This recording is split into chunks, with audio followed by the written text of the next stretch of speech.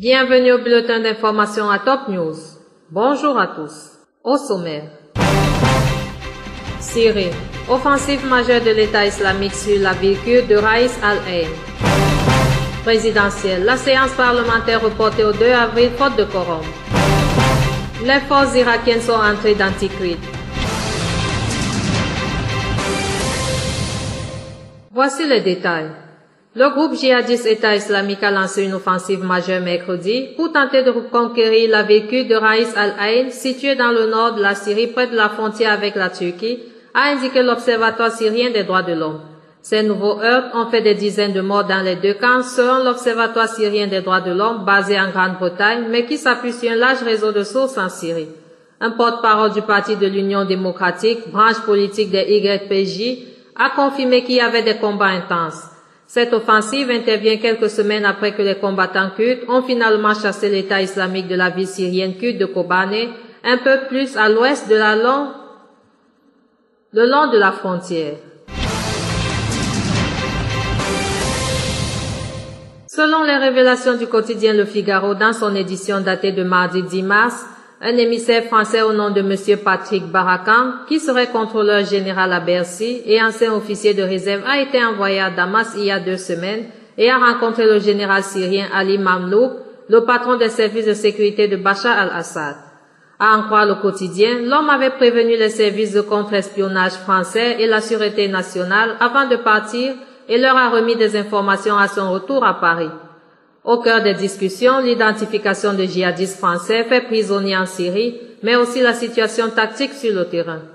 Si officiellement Paris affirme qu'il n'est pas question de discuter avec le régime de Bachar al-Assad, depuis des mois, les spécialistes du renseignement français laissent entendre qu'il faudra bien un jour ou l'autre reprendre le contact avec la Syrie.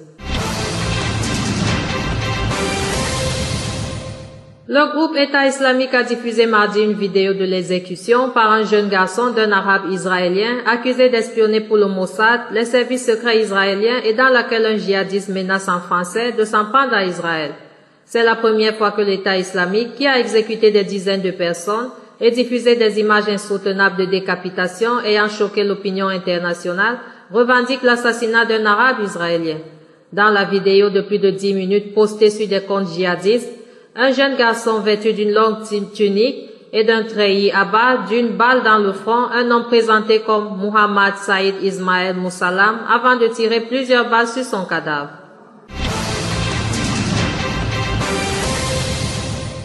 Les 3 lycéennes britanniques qui ont fugué mi-février de Londres pour rejoindre la Syrie ont financé leur voyage en revendant des bijoux de famille, a indiqué la police mardi. Les lycéennes Khadija Sultana, 16 ans, Shamima Begum et Amira Abbas, 15 ans, ont fugué le mois dernier et se sont envolées pour Istanbul, d'où on pense qu'elles ont rejoint l'État islamique en Syrie. Auditionné par une commission parlementaire, Mark Holloway, patron de la lutte antiterroriste à Scotland Yard, a expliqué que les 3 adolescentes avaient dépensé plus de 1000 livres, soit 1400 € en liquide pour se payer leur ticket d'avion vers la Turquie.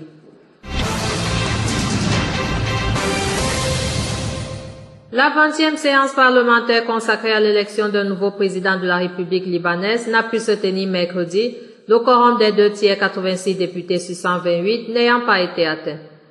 Une 21e séance a été fixée au 2 avril. La présidence est vacante depuis le 25 mai, date de la fin du mandat de Michel Suleiman. Par ailleurs, le corps sans vie d'une étudiante de 22 ans a été découvert à proximité d'un hôtel du quartier commerçant de Hamra, dans le secteur ouest de Beyrouth, rapporte mercredi l'Agence nationale d'information. Les circonstances du décès de la jeune fille, une étudiante en génie à l'université américaine de Beyrouth, ne sont pas encore élucidées. Une enquête est en cours. Une figure du Front Al-Nosra a demandé via Twitter à Fadel Shaker, chroniste libanais, devenu salafiste puis repenti, de ne plus chanter à nouveau. Dans une lettre adressée à Fadel Shaker, Abdallah Mohamed Al-Mouhesni implore l'ex-chanteur libanais de ne pas retomber dans le vice après avoir pris le droit chemin. Si tu le désires, reprends ta vie normale, mais ne remonte plus sur scène, peut-on lire dans la missive mise en ligne. Samedi, dans des déclarations à la chaîne LBC, M. Shaker a indiqué qu'il n'avait jamais combattu l'armée libanaise, ni à Abra, ni dans aucune autre bataille. Je souhaite retrouver une vie normale, a-t-il ajouté. Il a en outre appelé le juge Saker à dévoiler ce qui se fait passer pour lui et alimente les dissensions intercommunautaires sur les réseaux sociaux. Une femme qui projetait de se faire exploser à Riyad en Arabie Saoudite a été arrêtée à l'aéroport international de Beyrouth, rapportent plusieurs médias locaux. Selon le quotidien Asafi, Fatima Al-Khalida ainsi que d'autres kamikazes projetaient de se faire exploser devant l'ambassade d'Iran en Arabie. La femme aurait été détenue par la Sûreté générale suite à une information la concernant en possession de l'armée libanaise. Un autre quotidien Al-Akhbar, proche du Hezbollah, affirme que Fatima Al-Khalida a été transférée par la Sûreté générale à l'armée libanaise pour les besoins de l'enquête. Contactée par l'Orient le jour, une source haut placée au sein de la Sûreté générale a précisé que ce sont les forces de sécurité intérieure présentes à l'AIB qui ont procédé à l'arrestation de Fatima Al-Khalida. La source précitée affirme ne détenir aucune information sur les motifs de l'arrestation de la femme en question.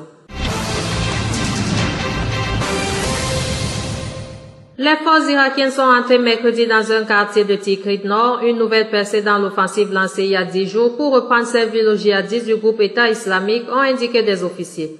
Nous sommes maintenant en train de combattre pour nettoyer le quartier de Qadisiyah, a dit à l'AFP un haut gradé sous couvert de l'anonymat, plusieurs sources politiques et militaires confirmant l'information. Autre titre et enfin, le groupe État islamique a mené mercredi une attaque coordonnée dans la ville irakienne de Ramadi-Ouest avec 7 attentats suicides à la voiture piégée, a annoncé la police. Au moins 10 personnes ont été tuées et 30 blessées selon les premiers bilans de la police et de sources hospitalières dans la capitale de la province d'Al-Akbar à l'ouest de Bagdad. Merci à vous qui nous suivez de Beyrouth et partout ailleurs. Bulletin présenté par Anna et Kame.